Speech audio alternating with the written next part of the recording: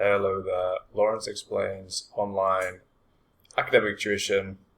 I thought I'd just come back right now and do a second video on GCSE results. There's probably going to be a few videos coming through actually, because there's so many different things to discuss and so many different students in different positions, more importantly. So I wanted to just cover now the situation for students who have not got the results that they want. So I was just looking around online. There's actually not that much being posted about students who didn't get their results, the right results or the results they wanted, which is a bit of a shame because it's a big percentage of people. It's, anywhere between, depending on what statistics you look at, between about 24 and 30% of people. So that's a lot of students. So I've just found this question up on Quora, and I think this question probably reflects the fears of a lot of students. I live in the UK and have failed my GCSEs, so is a good career over? So this may be the fear for a lot of people. If I don't get the right results, is that it? Do I have any chance to have a good career? We've got some different people offering their thoughts and opinions. Somebody says, this is basically not true. Another person says, is it because you just don't like studying? And that's actually quite a good question. And if that is the case, then maybe there isn't even any point doing a reset. Or is it just because you didn't really put the effort in? And it seems this student has got C's anyway, so they were confused. They thought they'd failed, but C is not a fail anyway, so they would have been fine anyway. But the comments, and I think the overall idea of, is my career over, is my life over, is definitely like a valid concern for people. So what is the reality here when it comes to GCSEs in the UK? Now, I can't really truthfully say that, just forget about it, it'll be fine and just move on with your life. Your life will just be the same anyway. I actually don't think that's true, and it's something that I've seen a lot with my research students, is that there's just having the pass grades really opens up a lot of doors to you in terms of further training. So that's something that you probably should think about. And that's not to say there aren't options if you don't have the pass grades, but just having pass grades will open up a lot of doors to you in terms of further training. Going out into the world with no pass grades, if that's how things are, that's fine. There are plenty of options to you, open to you, and you can go on and develop your career. But definitely within the UK system, it's going to be much easier for you if you can just get a pass grade in English and maths. Much easier for you. It's going to allow you to get onto different courses and to progress. So, for example, just this year I had a student who was a lady in her early 30s who had not passed her GCSE maths previously, had tried a few times, been working and so on and going on with life, and had decided she wanted to go into nursing. And as a result, she needed to get that pass grade in GCSE maths.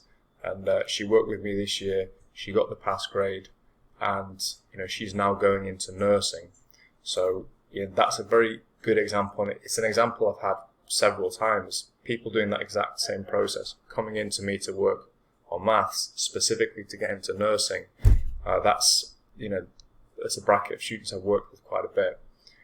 So I know how much of a difference it can make. It can get you onto the right track that you want to be on in order to go and progress the career that you want, but has these certain requirements that you need to fulfill. So for certain careers, it's definitely pretty much a must.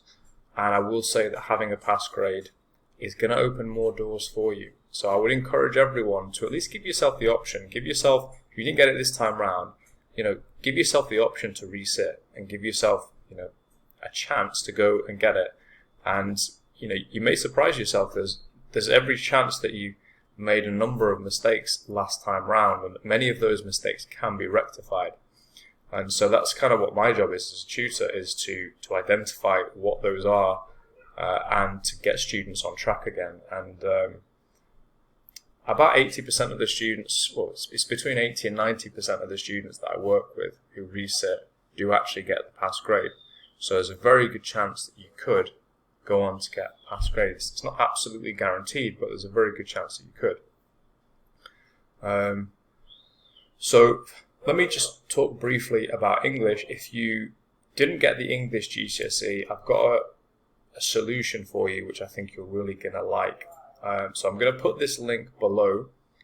All you have to do is go to this link, just enter your email and name, and you will get a series of emails through from me over the next 10 days, giving you some tips, giving you some downloads. There's a few videos in there as well.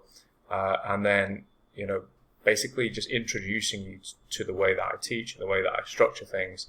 And then at the end of that, you will have the option to go and look at my courses, specifically designed for research students. So we've got 2 English language courses you can study at home. I'm not going to sell them too much here because I think I do that a little bit in the very last email that I'll send through, but this is something I spent quite some time developing because I wasn't happy with anything in the market, any of the online resources, any of the textbooks for research students of English. So I basically developed something specifically for this group. So if this is the group that you find yourself in, this course might be very, very useful for you, and I expect it would be. I do have a few other options as well. I've got just a textbook guide, which I've been getting very good feedback from, which is obviously a very low price point in terms of entry. The course itself is actually really very good value in comparison to other courses, and then in comparison to private tuition as well, it's obviously a lot cheaper than that. And then the third option is actually to come on and do a course of private tuition. So there's a lot of different options, but probably the course will be really the place I'll be pushing people first of all. If you did not get the pass on the English language exam. For students of maths, there may be courses out there. I don't have one myself. With math, it's tricky because I think you really do have to work with someone, because the sticking points in maths, they do require quite a bit of fiddling around and engineering to get students over those sticking points, and it's something I think it does require.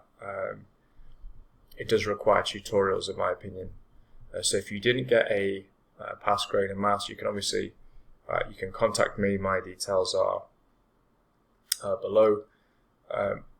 But equally, even if it's not working with me, do make sure you're working with. I think you should be working with a tutor, to be honest with you, as well as your college work. I will go and work with a tutor as well. I really think it's worth it. It gives you a much, much higher chance of success. So those would be my tips for people who did not get the pass grades in English or maths. If it's maths, make sure you are working with someone. You can contact me if I've got space. We can maybe work. But if not, definitely find yourself someone to work with. And for students of English, I've actually got some really good options for you. Really, really good options. So if you didn't pass, I think with these tools you can really increase your chances of getting a really good pass grade. So I've got the course here. I've got the text guide, and then also one-to-one tutorials as well. But I think the course is really the place I'll be pushing people first of all. Those are just a couple of pointers really on where to go next if you did not get those pass grades. Are pass grades important? They're not the be-all and end-all. Your life's definitely not over if you don't have a pass grade. That's obviously ridiculous, but there are many options on the table for you. But in the UK system, you have many more options on the table. You just get those pass grades. So that's why I'd encourage everybody just to go away and think about actually doing a reset and trying to go for those grades a second time round. Okay, so I'll leave this video here.